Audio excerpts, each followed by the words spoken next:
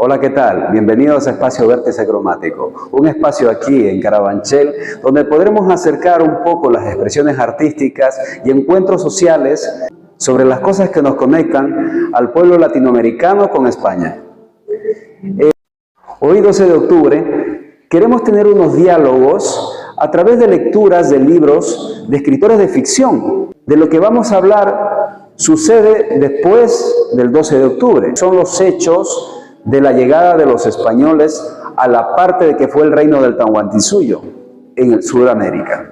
Procederemos a leer 4 libros independientes que nos van a contar un preciso instante y vamos a poner un enfoque en la parte donde el Inca Atahualpa fue apresado o puesto prisionero por Francisco Pizarro y donde sucedieron unos diálogos interesantes donde cada escritor nos presenta conversaciones significativas.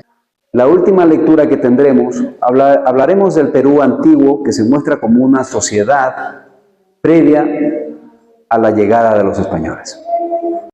Vamos a leer un pasaje del segundo libro de la trilogía Inca que se denomina El Oro de Cusco, que acontece en el momento en que Atahualpa era prisionero por los españoles. Anamaya observa sin emoción la multitud de extranjeros que entran en la habitación del Inca. Los reconoce a todos. A la cabeza va el gobernador, luego al magro el tuerto, el cura Valverde con la Biblia en la mano y los oficiales reales. También aparece el intérprete Felipillo y los 2 hermanos menores del gobernador, Gonzalo y su belleza de diablo, y Juan y su extraño aspecto de orgullo y timidez mezclados. No se han separado en toda la noche de Atahualpa. Tras un gesto de Pizarro, un soldado suelta el collar. Atahualpa se palpa el cuello, mira a uno a los extranjeros, con asco, con desprecio, con indiferencia. Luego vuelve al gobernador. ¿Por qué has hecho eso, amigo mío?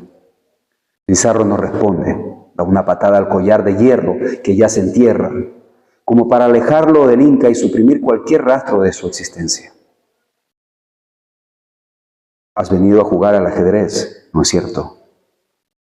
Después de la traducción brota un murmullo entre los españoles. Anamaya quisiera sonreír. La noche ha estado llena de consuelo para el único señor. Tras una señal, un sirviente acerca una mesa de juncos trenzados, colocan un banco junto a Pizarro y luego el tablero. Atahualpa se ha aficionado a este juego durante su cautiverio. Muy cerca de Palacio, junto a los talleres de tejido, vacíos ahora, le confeccionan piezas de ajedrez, cuya materia y tamaño elige con cuidado. Jugarás con las blancas, declara el único señor, y yo con las negras. Este es el orden de las cosas. Si está sorprendido, el gobernador no lo demuestra. Se quita el guante negro de la mano diestra.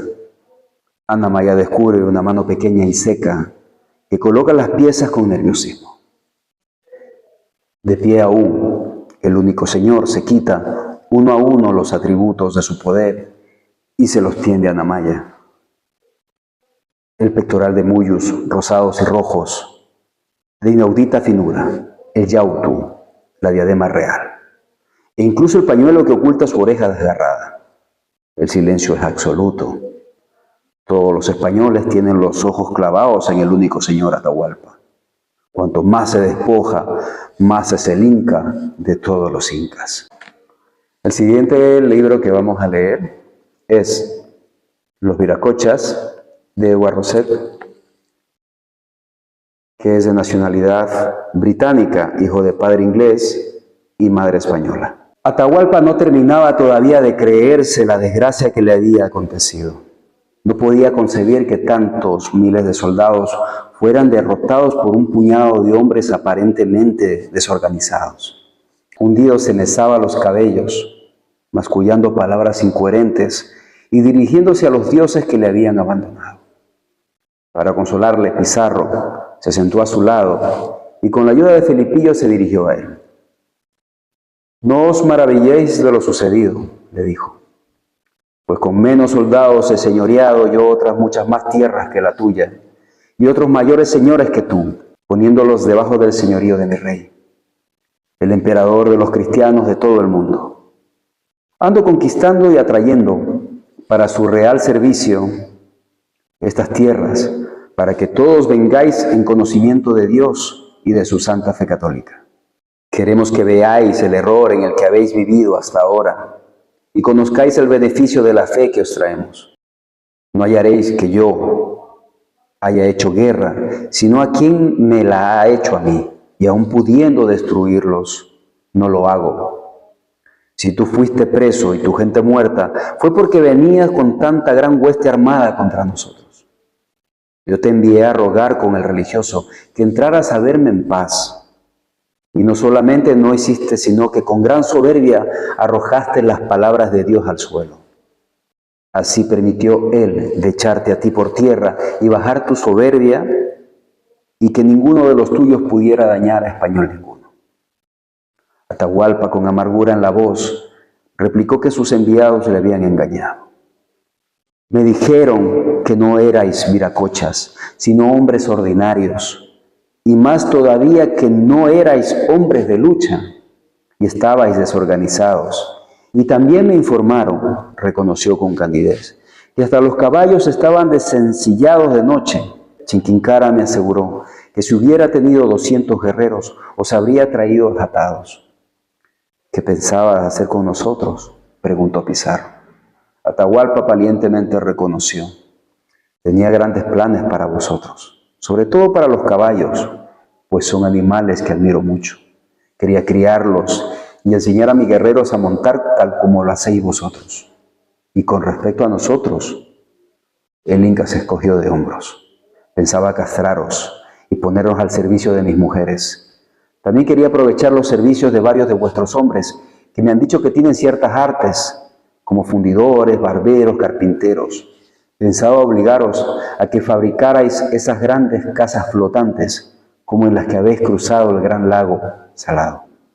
El tercer libro que vamos a dialogar, en este caso a hacer una lectura, es Lágrimas de Oro, del español José Luis Gil Soto. Es un libro que apenas lo he terminado de leer. Me parece muy interesante la ficción que aplica en el libro y nos cuenta en profundidad y humaniza a los protagonistas de los hechos históricos, donde tienen diálogos interesantes.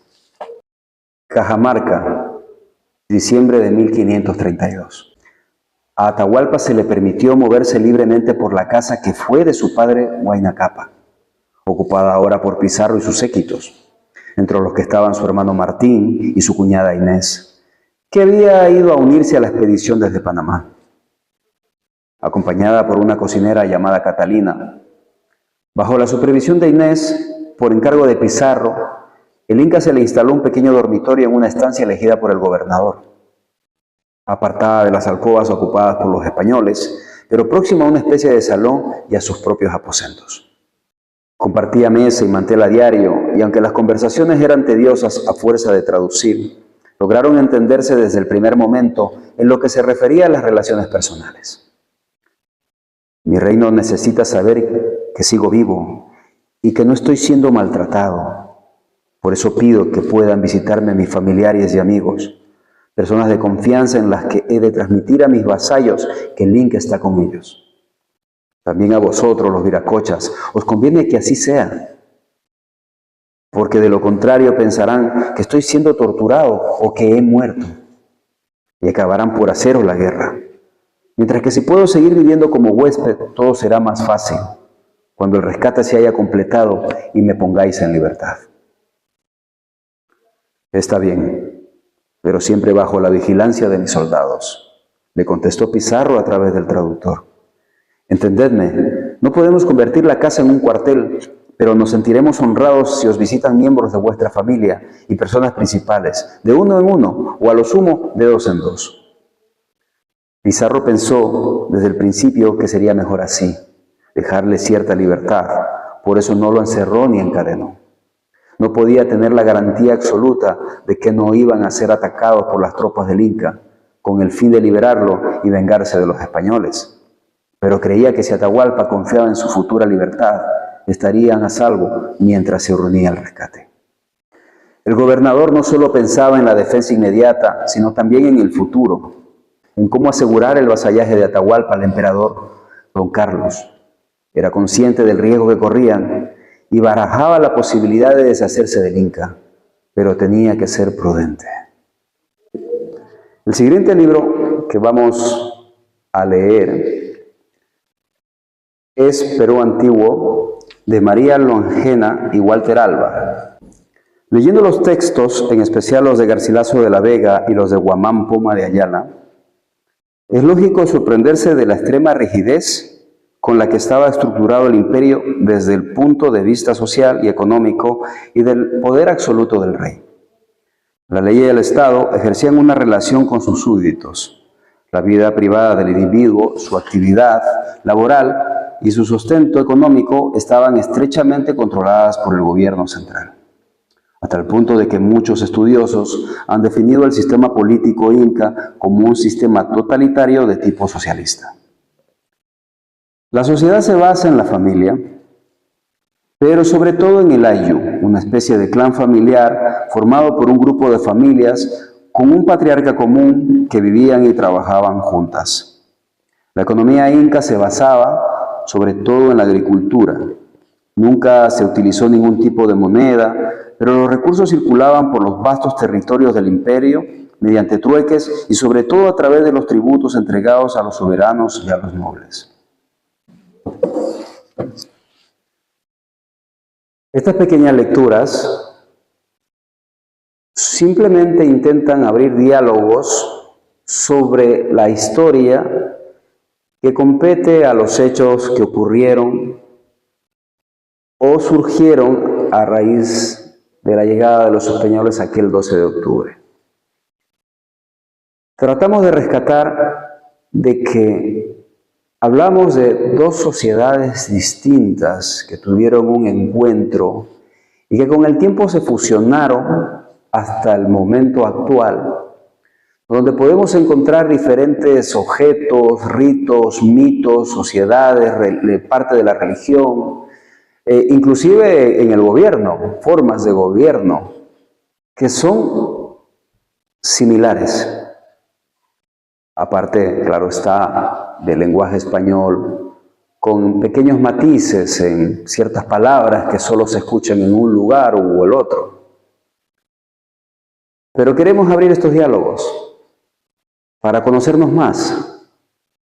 Y quizás este rincón en Carabanchel, espacio vértice cromático, pretende de una forma humilde, cercana, empática sobre todo, dar un espacio para estas expresiones, estos diálogos que nos permitan acercarnos aún más y comprendernos a través de la historia, partiendo de un pasado al presente actual de convivencia, ya que la convivencia se ha construido a base de una migración necesaria, tanto para el país de origen como la necesidad del país de que nos acoge, a un futuro humano, a una nueva sociedad que se construye con el diálogo. Muchas gracias.